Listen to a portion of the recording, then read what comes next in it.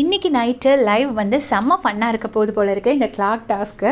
So first வந்து நமக்கு கொஞ்சம் கோவம் வந்துச்சு, என்னடா இப்படி இரிட்டேட் பண்ணுறாங்கன்னு. பட் பார்த்தா இது ஒரு வகையில் நல்லா தான் இருக்குது பார்க்கறதுக்கு ஜாலியாக. ஸோ கானா வினோத்தும் திவ்யாவும் தரையில் உட்காந்துருக்காங்க.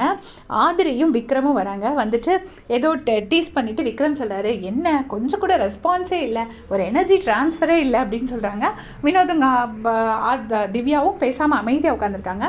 அப்புறமா வந்துட்டு எஃப்ஜே, விக்ரம், ஆதிரி 3 பேரும் சேர்ந்துட்டு அவங்க ஒன்றும் இல்லை, அவங்க மனசுக்குள்ளேயே கவுண்ட் பண்ணிக்கிறாங்களாமா, அதனால தான் நமக்கு ரெஸ்பாண்ட் பண்ணாமல் இருக்காங்க அப்படின்னு சொல்லிட்டு எஃப்ஜே சொல்கிறாங்க. அதுக்கடுத்து பார்த்தீங்கன்னா ஆதிரி வந்துட்டு இவங்க 2 பேர்ட்டையும் சொல்கிறாங்க, கனியும் தான் தாளம் போட்டு கவுண்ட் பண்ணிட்டு இருக்காங்க, இவங்க என்ன சும்மாவாக விடுறாங்க, கனியக்காவையும் இவங்க சும்மா விடலை அப்படின்னு சொல்லிட்டு ஆதிரி வந்து கானா வினோத் திவ்யாவை பார்த்து சொல்கிறாங்க. அந்த பக்கம் பார்த்தீங்கன்னா கனியக்கா வந்துட்டு தாளம் போட்டு கவுண்ட் பண்ணிட்டு இருக்காங்க. அப்புறம் ஆதிரி வந்துட்டு சபரிக்கிட்ட போகிறாங்க. சபரிக்கிட்ட போயிட்டு டென்ஷன் ஆகாதீங்க சபரி, கூல் டவுன் அப்படிங்கிறாங்க. ஆதிரி வந்து இந்த டீமில் பாரு டீமில். ஸோ இங்கே வந்துட்டு கானா வினோத் திவ்யாவை இரிட்டேட் பண்ணுறாங்க. அதுக்கப்புறம் வந்து பாரு டீமுக்கு போயிட்டு பாரு டீம் இல்லை, சபரி டீமுக்கு போயிட்டு அங்கே போய் இரிட்டேட் பண்ணுறாங்க. ஆதிரி உண்மையிலே செம்ம ஸ்போர்ட்டு. ரொம்ப ஆதிரி வந்து டிடிஎஃப்க்கு இருந்தால் நல்லா ஜாலியாக இருக்குன்னு நினைக்கிறேன். அவங்க ஃபஸ்ட்டு இந்த மாதிரி விளையாண்டுருந்தாங்கன்னா இந்நேரம் வேறு லெவலில் இருந்திருப்பாங்க.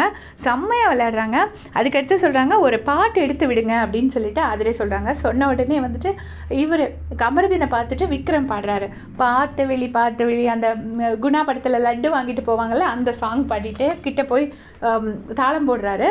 அப்புறம் இந்த பக்கம் பார்த்தீங்கன்னா ஆதிரி வந்து நேராக சபரி டீமுக்கு திருப்பவும் போயிட்டு இரிட்டேட் பண்ண போகிறாங்க. இரிட்டேட் பண்ண உடனே வந்துட்டு விக்ரம் வந்து அப்படியே தூக்கிட்டு வந்துட்டார். ஆதிரியை தூக்கி கொண்டு வந்து வேற ஒரு இடத்துல கொண்டு விடுறாரு.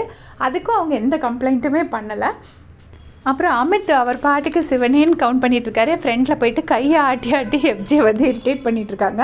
கடைசியில் பார்த்தீங்கன்னா எஃப்ஜே முன்னாடி போயிட்டு கானா வினோத் அண்ணா வந்துட்டு அந்த முதல்ல சோனாபரியா சாங் அந்த இவங்க முன்னாடி சபரி முன்னாடியும் சுபிக்ஷா முன்னாடியும் சோனாபரியா சாங் பாடுறாங்க. அதுக்கப்புறம் எஃப்ஜே கிட்ட போயிட்டு ஈடு சிரிக்கிறாரு.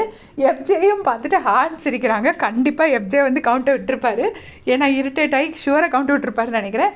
செம்ம ஃபன்னாக ஒரு ப்ரமோ வந்து ஜியோ ஹாட்ஸ்டாரில் ரிலீஸ் ஆகிருக்கு. நான் நைட் லைவ் பார்க்க மாட்டேன், பார்க்குறவங்களுக்கு செம்ம என்ஜாய்மெண்ட்டாக இருக்கும்னு நினைக்கிறேன். உங்களுடைய கமெண்ட்ஸ் சொல்லுங்கள். தேங்க்ஸ் ஃபார் வாட்சிங்.